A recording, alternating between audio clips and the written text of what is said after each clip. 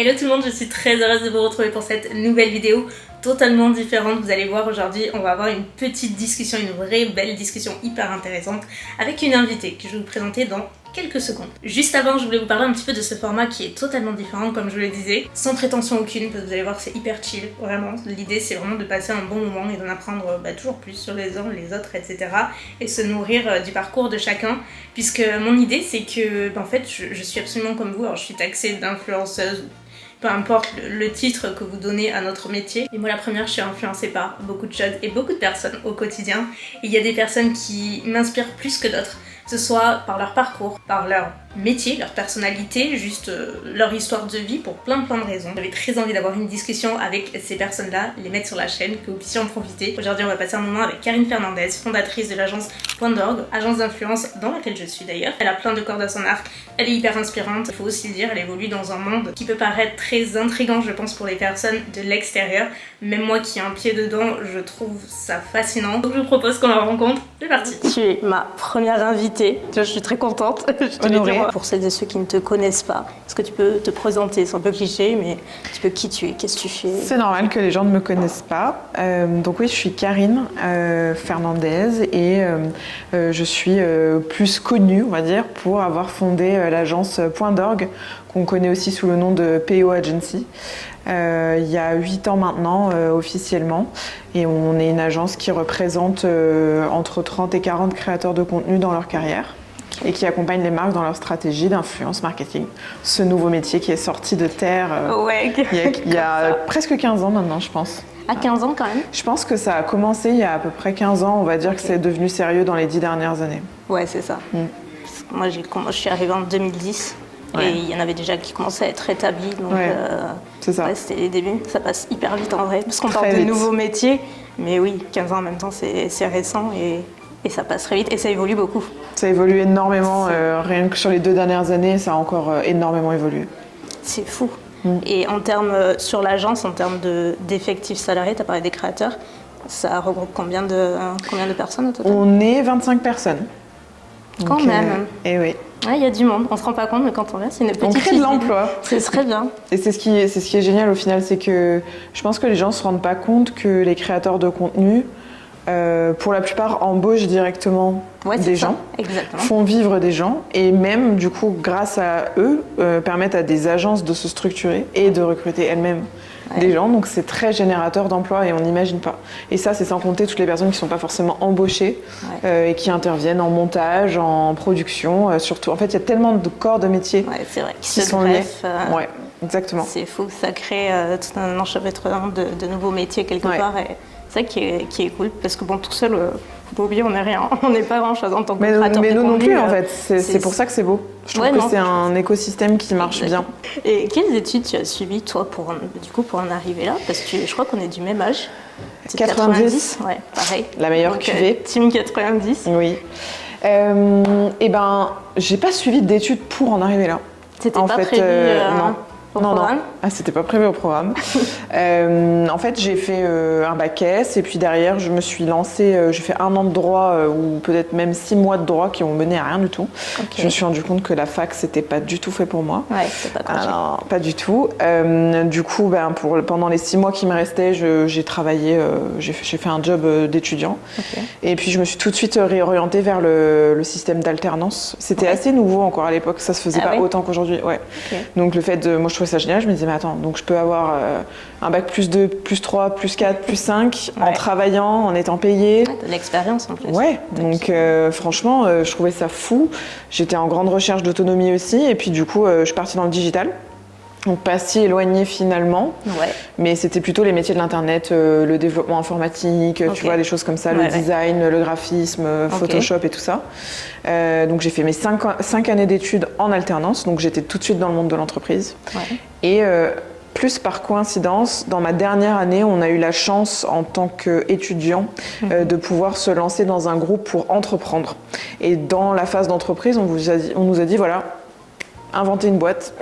Tout le monde dit qu'est-ce qu'on peut faire? Et je me demande si on t'avait pas contacté à l'époque. Tu te rappelles de Twigoa? Mais oui. Je te jure, ça me... Oui, je m'en souviens, à de noms directs. Sérieux? Ah, c'est Chantal, oui. Ah oui, et en fait, c'était un site de personal shopping en ligne. Exactement. Voilà.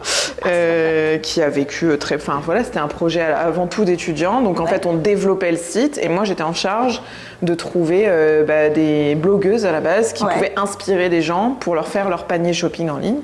Et en fait, en échangeant avec des blogueuses principalement, créateurs de contenu finalement aujourd'hui, je me suis dit, mais c'est fou, il y a un écosystème dedans. En fait, je me suis intéressée au milieu grâce à ça. Un peu, quoi. Voilà. Et en échangeant avec les gens, je me suis rendu compte, donc je me suis liée d'amitié avec certaines personnes. Caroline et Safia, tu connais. Bien sûr. Voilà, qui étaient à Lyon, qui étaient sur Twigoa aussi. Et en fait, voilà, c'est devenu des amis. Puis je voyais que dans leur quotidien, il y avait du travail, il y avait plein de choses à faire. Et ça m'a grave inspirée. J'avais une appétence commerciale, je dirais. Et puis, tout naturellement, elle m'avait proposé de leur trouver des campagnes et de me rétrocéder une somme si je leur trouvais un truc. Et en fait, c'est parti de ça. Ah ouais, c'est trop. Tu vois, c'est vieux, c'était 2013. J'adore quand c'est totalement imprévu, justement. Et je me suis pas levée un matin en me disant je veux monter une boîte. Ouais, voilà, c'est ça. C'est vraiment juste, je me suis dit, c'est trop bien, si je peux leur trouver des partenariats, je vois à peu près ce qu'elles aiment, je vais chercher du coup la bonne marque pour pas perdre mon temps, puisque j'étais rémunérée qu'à la commission. Voilà. Sinon, il y avait rien. Quoi. Et voilà. Donc, du coup, je me suis mise là-dedans. Puis en fait, tu contactes des marques, donc tu te dis que ces marques, tu peux te permettre de les proposer à d'autres créateurs. Et ainsi de suite. Puis un premier créateur te dit j'adore bosser avec toi, est-ce que tu voudrais pas me représenter? Et du coup tu te dis tiens, pourquoi pas, c'était pas mon truc au début mais ça pourrait être le truc. Tu commences à te projeter. Oui, c'est ça. Au début j'étais juste apporteuse d'affaires. Finalement ça s'est transformé comme ça d'année en année. Et on a structuré, puis un premier salarié, puis ainsi de suite. C'est fou. Si comme Karine vous êtes chef d'entreprise ou vous aspirez à vous lancer, j'ai le partenaire idéal pour vous. Shopify. Et pour le coup, il m'accompagne depuis le début, c'est-à-dire l'année dernière. Vous n'êtes pas sans savoir que j'ai commencé mon activité de e-book de cuisine. Et avant même de travailler avec eux, je les avais choisis pour être ma plateforme de commerce. Je m'étais bien renseignée et c'était pour moi les leaders sur le marché. Je regrette tellement pas mon choix. Donc, ce que vous voyez derrière et que je vous remets à l'écran, c'est ma boutique que j'ai créée avec Shopify. C'était ma toute première expérience. Je n'avais jamais créé de site, jamais créé de commerce en ligne. J'étais hyper novice et franchement, je recommande à tout le monde. Que ce soit sur la partie gestion, vous avez plein d'outils d'analyse pour votre business qui peuvent être hyper utiles selon le business que vous avez.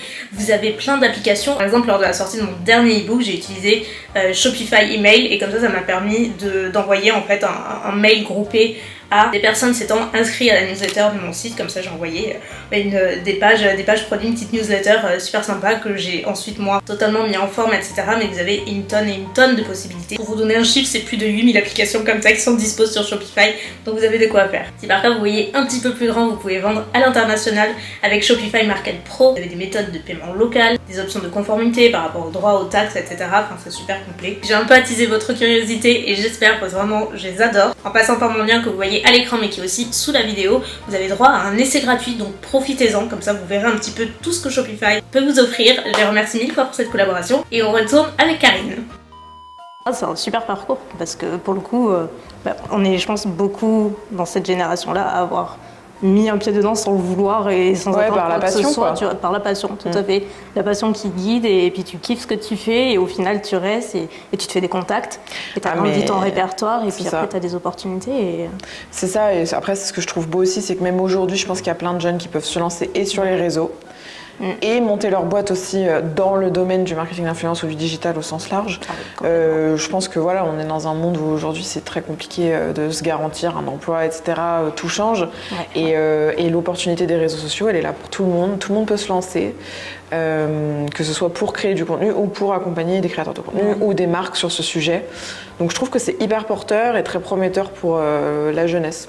C'est beau et je pense que ça va te parler, mais tu vois, il y a quelques années de ça, c'est pas si vieux, on nous disait mais votre boulot il va nulle part, quoi. C'est éphémère, ça va s'arrêter et rapidement, quoi. Ça va pas durer. Et au final, maintenant on est X années plus tard et ça crée de l'emploi et ça crée des opportunités. Et c'est un métier qui, je pense, au contraire, va durer. Et au contraire, va se développer. Moi, je pense qu'il va durer aussi et qui, par contre, il change beaucoup. Il faut être capable de s'adapter. Donc, vous, de votre côté, ça touche aux plateformes et à plein de trucs. Et nous, de notre côté, c'est pareil, les règles changent, les réglementations changent, plein de choses changent. Donc, on est obligé de réfléchir différemment. Les partenariats qu'on vendait il y a 5 ans, 6 ans, sont pas ceux qu'on vend aujourd'hui. Ceux qu'on vendait il y a 1 an sont plus ceux qu'on vend aujourd'hui. Enfin, Bref, c'est... Non, c'est vrai, ouais, ça bouge tout le temps. Il faut juste s'adapter. C'est pas évident, hein. Non, c'est pas évident. C'était pas évident, ouais. J'avoue que maintenant, perso, moi, je suis vachement plus sereine avec ça. Hein. Pareil. Tu vois. Heureusement, parce que je crois qu'on serait un petit peu fatigué à force d'être aussi stressé. Oh mon Dieu. Ouais, toi, j'imagine même pas, parce que quand tu dois gérer encore autant de monde, c'est encore... Oui, mais tu sais, au final, je pense que je suis moins stressée aujourd'hui que je l'étais au début. Ah ouais. Avec le temps, tu... Quand t'es petit, t'as moins de trésorerie, t'es moins connu, la moindre erreur peut te coûter ta carrière. Aujourd'hui, voilà, même si l'erreur est humaine, on a quand même une réputation, on peut compter sur ça aussi. Ouais, c'est vrai. Mais quand t'es tout petit, tu te dis que tu peux trébucher sur le moindre truc. Ouais, ça peut aller très très vite. Tu peux te perdre très vite, alors que là, t'es plus établi, t'as une équipe. C'est ça. Et t'es plus entouré aussi Exactement. au début, quoi. Comme je disais à Karine, c'est vrai qu'on parle toujours beaucoup des créateurs et créatrices de contenu, parce que nous, on apparaît, on est visible, mais on parle très peu ou pas assez des personnes qui sont en coulisses et qui font que nous, on peut exercer aussi notre métier plus facilement. Franchement, pour moi, on n'est pas grand-chose sans vous aussi, tu vois. Et réciproquement. Non, c'est vrai, donc c'est intéressant. Et du coup, pour rebondir un peu sur PO, donc sur Point d'Orgue, moi c'est facile, je suis créatrice de contenu, mais pour celles et ceux qui nous regardent et qui ne le sont pas du tout, et qui connaissent pas du tout un peu les coulisses, est-ce que tu pourrais nous donner un peu le contexte? Par exemple, je suis créatrice de contenu, comment ça se passe la vie en agence? Qu'est-ce que ça apporte? Qu'est-ce que ça fait? En fait, chaque agence est différente, je pense, dans son offre. Mais en moyenne, dans le secteur en France, les agences ont une commission d'environ 30%. C'est grosso modo ce qui se fait le plus. En ce qui nous concerne, on accompagne les créateurs dans plusieurs trucs. Le sujet le plus important, c'est le développement de leur carrière, en principal leur partenariat rémunéré. Et en fait, un partenariat rémunéré implique beaucoup de choses qu'on n'imagine pas forcément, maintenant plus qu'avant en tout cas. Un peu plus qu'avant, je pense. Oui, c'est ça. Mais donc, pas encore assez.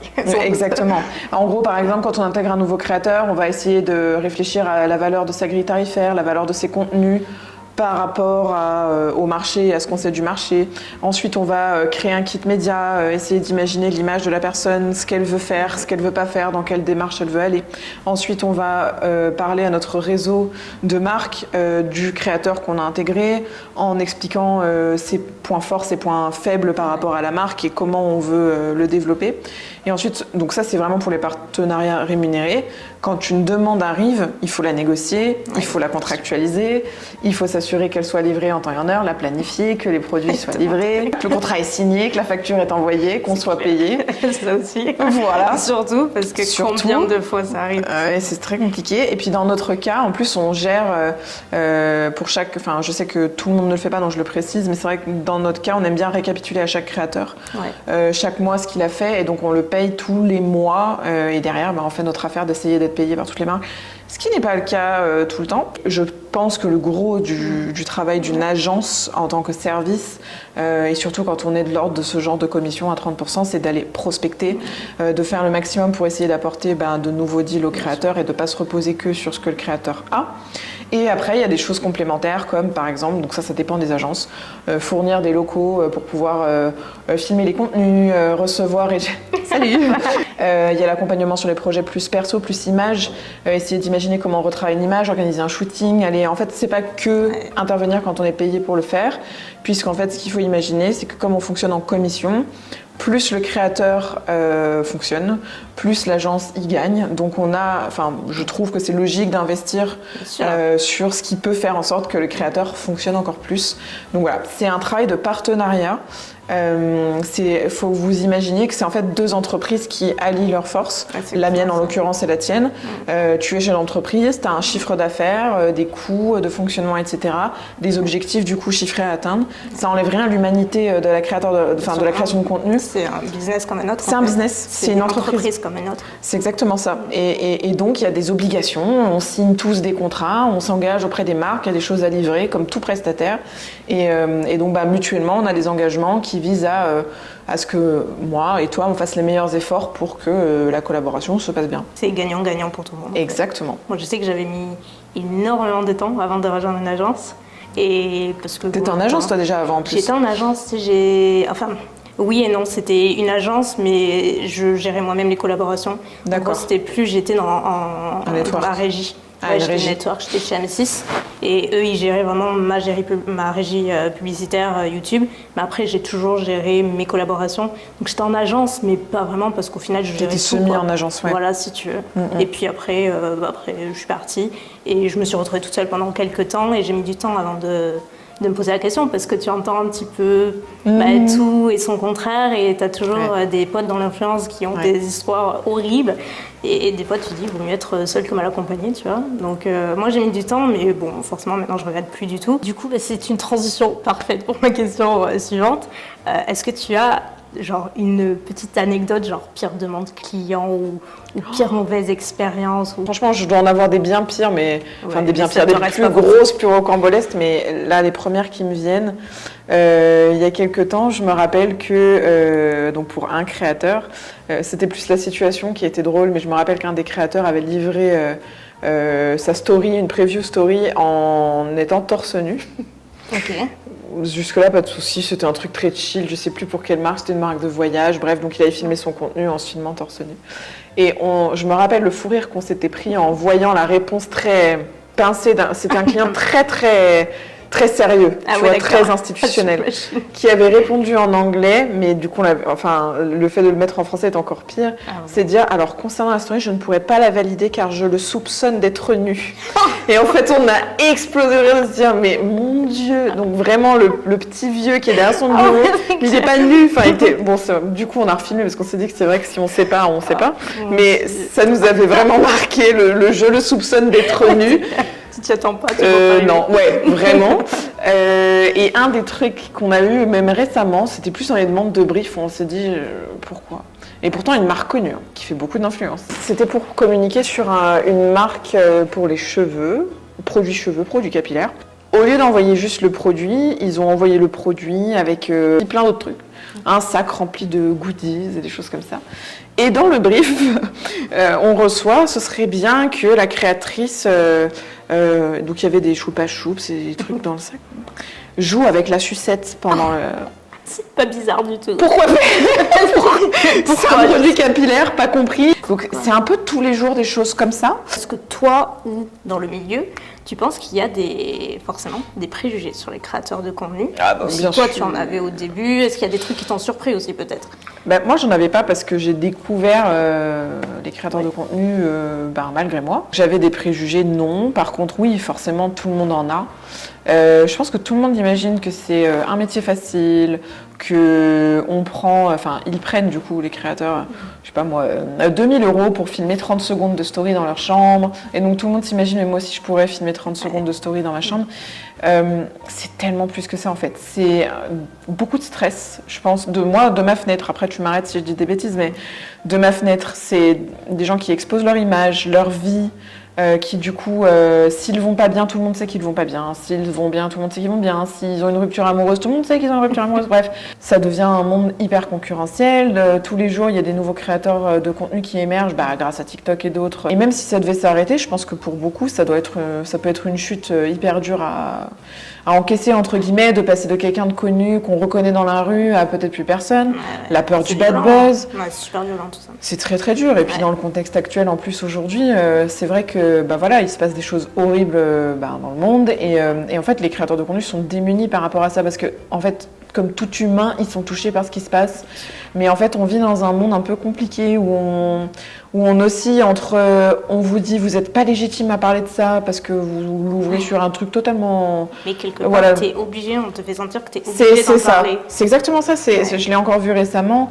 Il y en a qui ont des opportunités sympas dans le monde du divertissement et tout ça. Et puis souvent les commentaires sont mais t'es qui pour avoir cette opportunité? En quoi es-tu légitime pour avoir ça?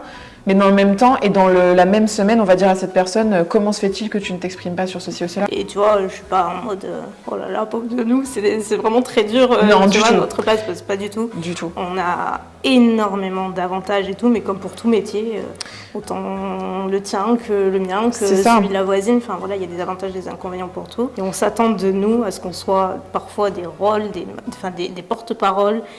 Et moi, je pars du principe que j'ai pas envie je ne m'exprime pas sur les sujets que je ne maîtrise pas. Et puis après, c'est la liberté d'expression. C'est pour ça que tu vois, je suis plutôt de la position de me dire, en tout cas, c'est mon avis, mais moi, j'ai pas de réseau, donc voilà, mais À minima, ça peut permettre d'être relais d'une information. C'est-à-dire que vous avez une audience et des gens qui vous suivent et peut-être que vous n'êtes pas expert pour vous exprimer sur un sujet. En fait, personne l'est, pour être honnête. Par contre, il y a d'autres personnes, journalistes, créateurs de contenu dédiés à la politique, par exemple, si on parle de politique, qui ont les connaissances pour produire des contenus qui sont vérifiés et fiables. Et donc, du coup, peut-être plutôt utiliser l'audience que vous avez pour être relais de ces informations, plutôt que de vouloir à tout prix vous exprimer sur un sujet si vous ne le maîtrisez pas. Que ce soit bancal et que ça cause plus de mal que de bien au final. Quoi. Exactement. On va rester un peu dans le sujet de l'influence, mais on va développer, puisque en janvier 2023, l'UMIC est créé. Tu en es la présidente. Oui. Donc, est-ce que tu peux nous en parler davantage? Oui, grande aventure. L'UMIC, c'est l'Union des métiers de l'influence et des créateurs de contenu. C'est en gros un syndicat. Qui défend les métiers des créateurs de contenu, des agences, en fait des professionnels du monde de l'influence, on va dire. En 2022, du coup, a commencé tout ce clash, Booba, Berda, etc., les dénonciations d'arnaque et tout, dans le domaine de la télé-réalité en majorité, finalement. Qu'on voyait nous depuis de nombreuses années, directement ou indirectement, on était un peu deux mondes parallèles. Les créateurs nous le demandaient, de toute façon, on essayait de faire en sorte que ces deux mondes ne se mélangent pas, ce qui faisait que parfois des marques perdaient parce qu'à l'époque, des marques sérieuses faisaient appel aussi à des gens de la télé-réalité, etc. Mais oui, parce que des créateurs disaient, moi je veux pas travailler avec telle marque parce que telle marque travaille avec la télé-réalité, je veux pas être associé aux dérives qu'il y a à côté. Bref, tout ça pour vous dire que ça fait déjà de très nombreuses années qu'en tout cas en off, les créateurs de contenu faisaient déjà des choix pour ne pas être associés à ça et promouvoir indirectement des arnaques et des choses comme ça. Donc ça date. Mais bref, le gouvernement a pris connaissance de tous ces dérives. On s'est dit, ok, légiférer c'est bien, mais légiférer en comprenant nos métiers c'est mieux. Parce que le grand danger qu'on avait, c'était que, on va pas se mentir, dans le domaine politique et c'est pas des jeunes. Sans vouloir comprendre tout cet univers, ces métiers. C'est pas, super. Déjà pour nos parents ou même nos proches, expliquer ce que c'était que le marketing d'influence. C'est pas évident. Ils comprennent toujours pas d'ailleurs. Non, certains non. Donc là, je me disais oui, et puis on était nombreux à se dire, mais alors attends, parce que s'ils ont une vision, et c'était le cas, malheureusement, que l'influence marketing, c'est ce type de clash et les arnaques à la crypto et tous ces trucs-là. Mais on était morts. Risqué quelque part. Vraiment. Et en fait, ce qui s'est passé, c'est qu'on s'est rendu compte que les députés et autres personnes à l'époque qui avaient voulu prendre à bras-le-corps ce sujet et du coup faire une loi, n'avaient pas compris ou pas réalisé qu'en fait l'influence marketing c'est beaucoup plus que ce qu'on voyait sur les réseaux sociaux. On s'est dit ok, nous pour les agences on est intéressés, mais pour pas avoir une voix dissonante et parler à 12 agences en même temps et dire chacun n'importe quoi, on s'est dit si on a une chance de s'exprimer, groupons-nous avant, voyons si on a la même vision et associons-nous pour parler d'une même voix. En gros, c'était ça. Et par chance, on avait tous la même vision. Donc on s'est réunis entre concurrence, chose qui arrive assez rarement. C'est beau quelque part. C'est beau, hein? Moi, je trouve ça très beau. C'était surtout très... Moi, j'ai adoré.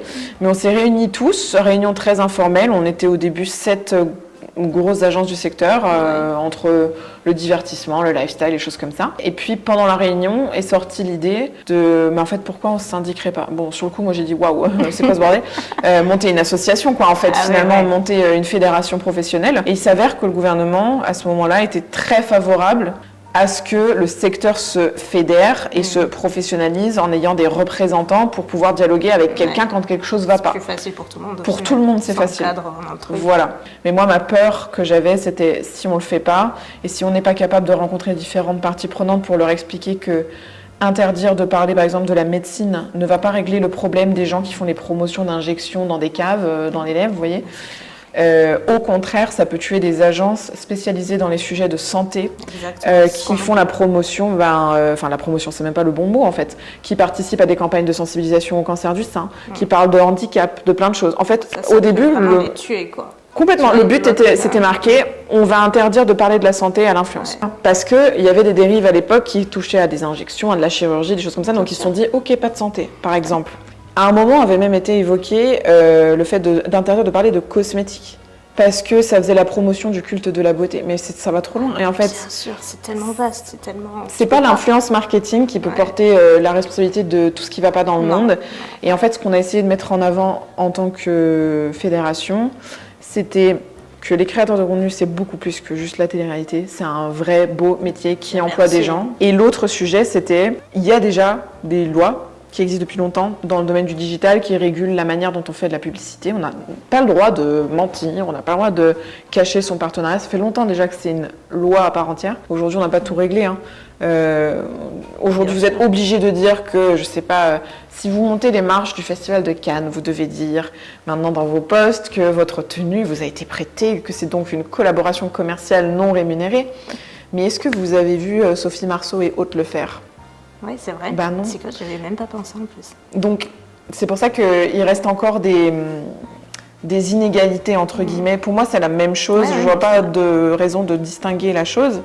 Elle s'est fait habiller n'importe quelle actrice. Attention, j'ai rien contre Sophie Marceau, mais tout acteur ou actrice quelle personne publique, de toute façon, porte des vêtements qui ont... Si tu as une collab à l'année avec une marque et que tu portes, par exemple, ta chemise, si tu la portes parce que tu es en collab à l'année, tu es censé écrire là sous ta vidéo que c'est une collaboration rémunérée parce que le produit que tu portes a été offert, par exemple. Admettons, ou que tu es en collaboration à l'année avec la marque. Tu es obligé de le préciser. Mais est-ce que Kylian Mbappé, il écrit collaboration avec Nike à chaque fois qu'on voit le logo sur une de ses photos ? Jamais de la vie. En fait, il y a encore...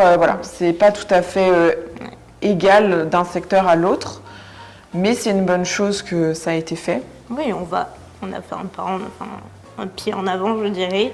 Mais il y a encore pas mal de choses à régler, bien sûr, et je pense que ça prendra probablement encore beaucoup de temps. Et on est, je pense, on était le premier pays à prendre les devants là-dessus. Et ce qui est beau, après, pour parler du positif, c'est que à l'échelle de l'Europe, c'est en train de se solidifier. L'Europe veut réglementer, et en fait, c'est trop cool de se dire que là, nous, on est une fédération en France qui regroupe donc des créateurs de contenu, donc jeunes créateurs de contenu. Vous pouvez adhérer à l'UMIC et du coup bénéficier de protection, de tout ce que vous avez besoin pour... si vous venez de commencer, moi, je peux que vous recommander d'adhérer. C'est une association, j'y gagne rien à vous le dire. Mais en gros... D'autres pays viennent à nous maintenant en disant « Ah, nous, on a la fédération de l'Allemagne, si vous voulez qu'on discute. » Cool. Et donc, c'est en vrai très chouette parce que il faut, à l'échelle de l'Europe, si possible, avoir les mêmes règles parce que bonjour, on a des Belges dans l'agence, vous savez. Et les Belges, ils ont une loi qui dit d'autres choses que ce que la loi française nous dit. Donc, ils affichent quoi, du coup ? Bref, c'est un ensemble de choses à chaque fois qu'il y a une nouvelle loi, de toute façon, c'est jamais parfait. Ça prend du temps pour ces choses-là. Ça prend du temps. On va changer un peu de sujet, on va parler un peu de toi. D'accord. Voilà. J'ai l'impression que tu passes ta vie à l'agence et que tu passes tellement de temps et tu fais tellement pour tout le monde. Mais pendant ton temps libre, que fais-tu ? Quelles sont tes passions ? Est-ce que tu as des hobbies ? Comment tu te détends après des journées ? Comment je me détends ?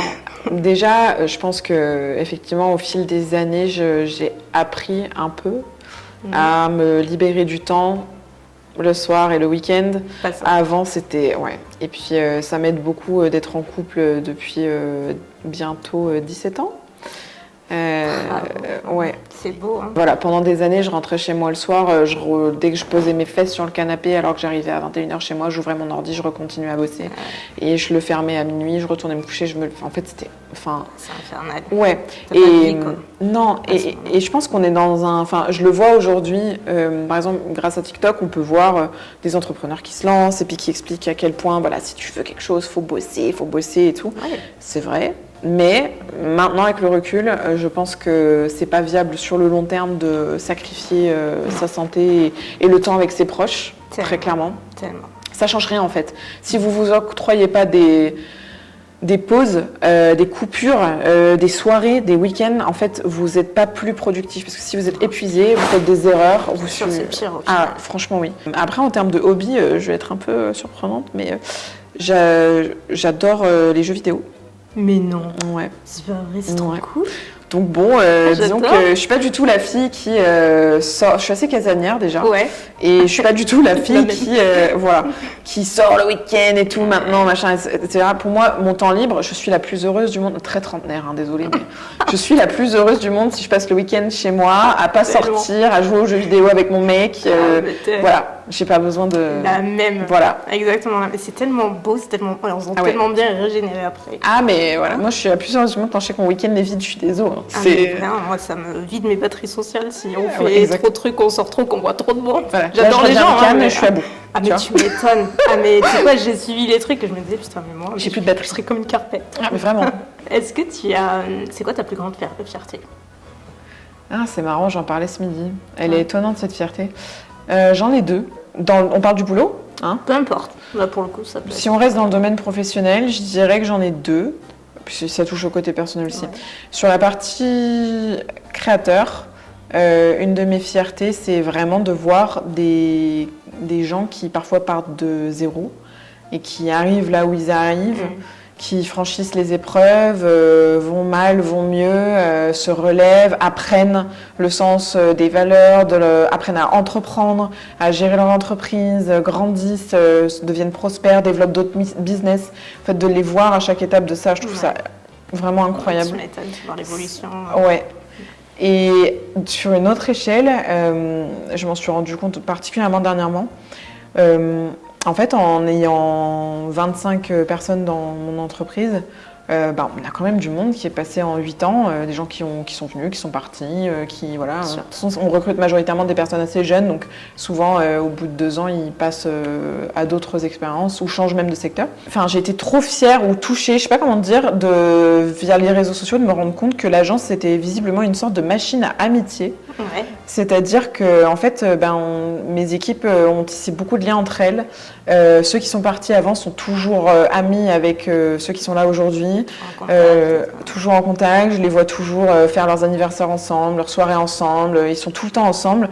Ça a créé quelque chose. En fait, je me sens un peu privilégiée ou je sais pas comment dire, reconnaissante de me dire que j'ai pu, d'une façon ou d'une autre, contribuer à créer une histoire entre tous ces humains. J'en suis très fière. Voilà. Tu peux, parce que je pense que c'est pas donné, pas donné partout. Et au contraire, quand tu as un bel environnement de travail dans lequel tu t'entends bien et tu es bien entouré, ça c'est comme dans le perso, c'est tellement important. Donc quand tu l'as, au contraire, tu peux en être fière. Bah ouais, clairement. J'adore j'ai l'impression d'être une maman, mais parce que je suis pas dans ces soirées et tout, mais de les voir le faire, ça me rend heureuse. Bon, on a pratiquement terminé, mais avant de te quitter, je voudrais savoir si tu avais forcément des goals à atteindre encore. Est-ce que tu as des objectifs? Très bonne question. À titre personnel, j'aimerais avoir encore plus l'occasion de passer du temps pour moi. Peut-être encore d'un peu mieux apprendre à gérer mon temps et mon stress pour passer du temps avec mes proches, ça c'est sûr. J'ai envie de continuer à le faire. Mais d'un point de vue plus pro, on va dire... Alors, j'ai jamais de goal, parce qu'on me pose souvent la question « Combien de talents tu veux signer ?» J'ai pas de réponse à apporter à cette question. Par contre, j'aimerais bien réussir à aller encore plus loin sur la manière dont on arrive à accompagner les créateurs de contenu. Donc c'est des choses qui sont en réflexion, mais voilà, leur permettre d'aller plus loin ou peut-être adapter encore plus l'agence, les équipes à atteindre de nouveaux objectifs et à s'adapter au réseau de demain, sait-on pas. Oui, c'est ça, parce que ça ne cesse d'évoluer, n'oublions pas. Ça ne cesse d'évoluer, donc voilà, mais je dirais qu'à titre personnel, c'est plus voilà, de passer du temps, profiter du temps avec mes proches. Important. Ouais, c'est ça. Et donc je passe du temps avec mon chéri beaucoup, mais j'ai pas assez de temps pour ma famille, par exemple. Donc j'aimerais plus voir ma famille. Et je pense que c'est très bien. Et perdurer, c'est déjà super, je trouve. C'est la base et c'est pas si facile. Être heureux de ce qu'on a, en fait. Se contenter de ce qu'on a, être heureux de ce qu'on a. Parfois, on l'oublie un peu.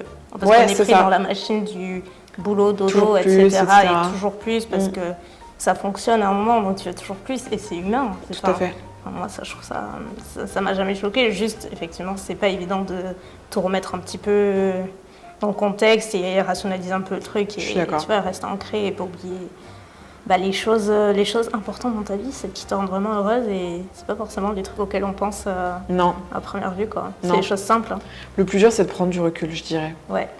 Et franchement, je pense que dans la vie de tout le monde, dans le tourbillon de la vie, essayons de prendre du recul. Je pense que, est-ce que c'est un truc de trentenaire? J'en sais rien. Mais tu sais quoi, c'est la question que je me posais. Parce que moi, moi j'ai 33 ans maintenant, et franchement, depuis que, je te jure, c'est cliché, mais depuis que j'ai passé 30 ans, pourtant j'ai détesté mon cap des 30 ans, j'ai très mal vécu, j'ai pas aimé du tout. Et pourtant, depuis que j'ai 30 ans, je me trouve vachement plus cool.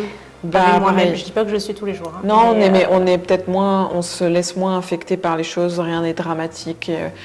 Et je rappelle un truc, surtout dans nos métiers, on sauve pas des vies. C'est vrai que je me rappelle de choses, tu sais, d'avant, le début de l'agence et tout, dans les états dans lesquels on pouvait se mettre pour un truc, un poste qui marche pas, une faute d'orthographe dans un truc, une date des... Oh là là, dans quel état on se mettait. Et c'est pas qu'on travaille moins bien aujourd'hui, c'est pas ça, c'est qu'à un moment, respirons 2 secondes. Ouais, bien sûr. Faut pas oublier que bon... Eh oui, on travaille avec des humains tous, voilà, c'est pas, vous n'êtes pas des robots, on n'est pas des robots, enfin Clairement. juste 2 secondes. Il va rien se passer de plus dans 2 minutes qu'aujourd'hui, donc bref, c'est un peu tout ça, le recul, et ça fait du bien. Franchement, parce que sinon on aurait tous fait un ulcère, je crois. Je pense. La santé mentale, C'est clair, c'est clair. On n'est pas à plaindre, on a beaucoup de chance de, voilà, dans notre secteur, je trouve. C'est un monde passionnant, franchement. On a beaucoup de chance, on vit tous beaucoup d'opportunités de dingue et on en est vraiment conscient. Mais en prenant le recul, on se rend compte que comme on a toute cette chance, ça sert à rien de se rendre fou. Le tout, c'est de faire au mieux tous les jours. C'est très beau. Eh bien, merci Karine. On va garder ça en tête. On va faire du mieux qu'on peut tous les jours. Ouais. Plus. Merci beaucoup. Merci beaucoup d'être venue sur Je t'en prie.